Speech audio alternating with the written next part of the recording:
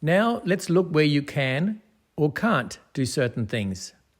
A channel, a fairway, and a passage are all the same thing. They are like roads in the water. They are used to drive from one place to another. They're for navigation. So you can't anchor. You can't put down crab nets.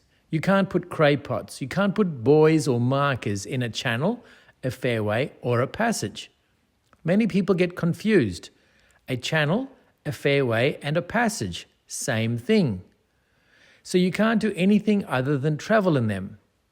You can't tie up to any navigation markers, and you definitely can't tie up to someone else's mooring. In a mooring control area, only one boat can go on one mooring at one time, no matter how big the mooring seems to be or how small the boats are. One mooring, one boat at one time in a mooring control area. Now, these mooring control areas are in places like Roto and the Swan River. If you don't have a mooring, you can anchor, and anchoring should always be done in sand if possible. Try to avoid anchoring on a reef and on seagrass beds. You may think your one anchor won't do any damage if you drop it once on a reef, but 1,000 people a year dropping and dragging and lifting their anchor in a small area will do a lot of damage. There's a lot of anchors bashing the reef and ripping up the seagrass over and over and over. And of course, the most damage occurs on the best spots, don't they? Because they are the best spots. So let's all anchor in clear sand. Remember that. Can you anchor in a channel, a fairway, a passage? No. Can you put crab nets, cray pots, buoys, or markers in them? No. Can you tie up to a channel, fairway, or passage marker? No. Can you tie up to someone else's mooring? No. In a mooring control area, how many boats are allowed on a mooring? 1. Is it best to anchor on a reef, on seaweed, or on sand? Sand.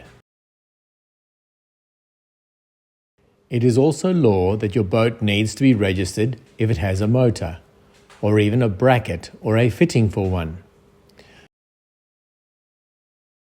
Your boat does not need to be registered if it doesn't have a motor or fitting for a motor.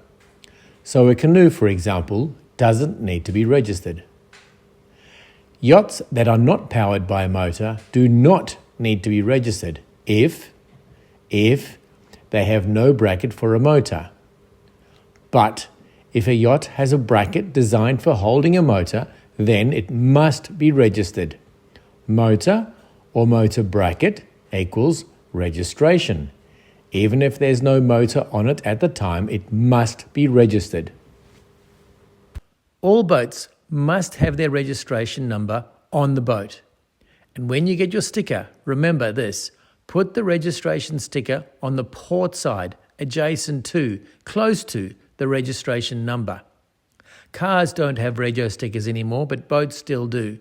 Cars used to be on the left-hand side of the window, boats the same. Not on the front window, but on the side of the boat, next to the registration number.